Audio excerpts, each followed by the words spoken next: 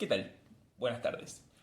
Continuamos con la exposición del caso de la joven homosexual y en este caso vamos a apuntar a una de las cuestiones que habíamos dicho a las cuales íbamos a referir en el video anterior, siendo en este caso el complejo de Edipo en esta paciente. Entonces, en la medida en que van avanzando las entrevistas con Freud, Freud nos dice, bueno, pareciera que lo que tuvo que ver con el complejo de Edipo de esta chica en sus años infantiles transcurrió de un modo normal. Lo que podríamos decir también, si tomáramos conceptos un poquito más adelante de la obra de Freud, pasó con el complejo de Edipo positivo. Vale decir, con el quantum libidinal dirigido hacia su padre. Es en este sentido también que Freud aprovecha esta oportunidad para desechar un concepto que proponía Jung, que era el complejo de Electra. Es decir, así como Freud proponía el complejo de Edipo, Jung decía, bueno, muy bien, el complejo de Edipo va a referir a la relación del niño para con la madre y el complejo de Electra respecto a la relación de la niña para con el padre.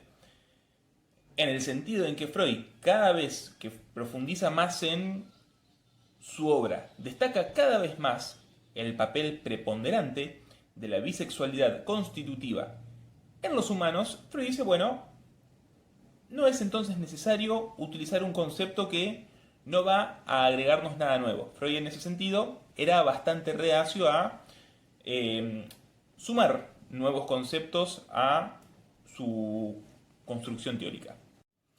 Decíamos entonces, la joven homosexual pasa los años del complejo de Edipo bajo una vertiente normal o positiva. Es decir, de algún modo empezaba a dirigir la vertiente de su sexualidad al modo de la heterosexualidad. Años en los cuales entonces, por supuesto, tenía un papel importante el padre y poco a poco empieza a ser desplazado hacia uno de sus hermanos mayores. Hasta ese momento, la joven homosexual contaba con dos hermanos varones mayores que ella. Siguiendo entonces con la anamnesis de este caso, Freud resalta que una de las cuestiones que aparece en las entrevistas es que entre sus 13 y 14 años la niña empieza a destacar una importante preferencia por el cuidado de un pequeño niño al punto tal de hacerse muy amiga de los padres de este niño. Vale decir entonces de algún modo, Freud dice, en estos 13, 14 años, la joven homosexual se encontraba en los años de refrescamiento del complejo de Edipo y puede que entonces empezase allí de algún modo a aparecer el deseo de tener un hijo. Ahora bien, y en este sentido los remito al video anterior, habíamos dicho que tengamos en cuenta la edad de los 16 años. Porque bueno, resulta que esta preferencia respecto a este niño, que Freud tanto destaca, llegado a los 16 años desaparece por completo.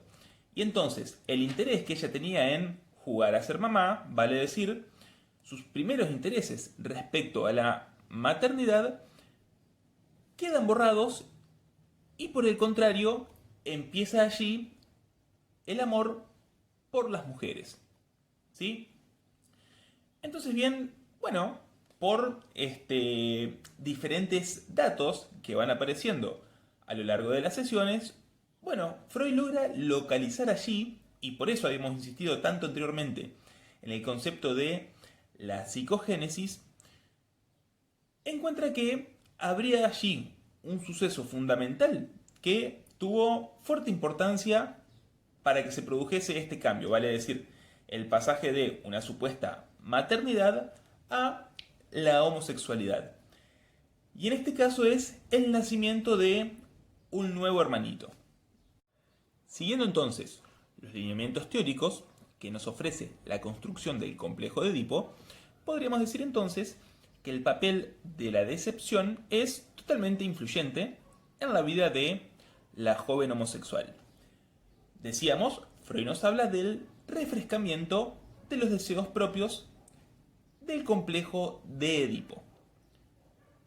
Ahora bien, por supuesto que entonces el hecho de recibir un hijo de parte del padre era un saber que no podía ser admitido como tal en lo consciente.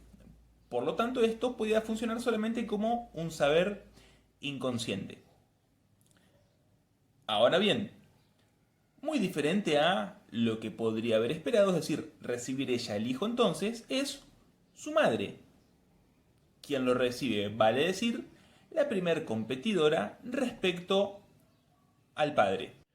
Ocurrido entonces este nuevo suceso, vale decir, el embarazo de la madre, es que la joven homosexual entonces rehúsa todo deseo por tener un hijo y el amor por todos los hombres en general, convirtiéndose entonces, ahora ella, en un hombre. Y por lo tanto, lo que Freud refiere respecto a la Coucot es que no sería para la joven homosexual ni más ni menos que un sustituto de la madre. Por otra parte también, respecto a los rasgos que la joven homosexual refiere respecto a la Coucot, ella dice que bueno, tenía ciertos rasgos, esta mujer, que en cierto modo también le recordaban algunas particularidades de su hermano. Y que allí entonces residiría la importancia de la Coucot para la joven homosexual. Vale decir, de algún modo, conjugaba tanto la corriente heterosexual como la corriente homosexual. Decíamos también, por otro lado, la Coucot es un sustituto de la madre. Y en este punto Freud se detiene a plantear ciertas cuestiones relativas a la posición de su madre, es decir, de la madre de la joven homosexual, puesto que esta madre era una mujer que, a pesar de sus años, bueno, conservaba aún sus encantos y gozaba en cierto modo de ser halagada, de ser festejada por los hombres, ¿sí? Es decir, que los hombres reconociesen sus encantos. Y por lo tanto, Freud plantea la joven homosexual en cierto punto obtiene entonces una ganancia secundaria, no de la enfermedad, porque Freud no la considera enferma, pero sí al menos de esta situación.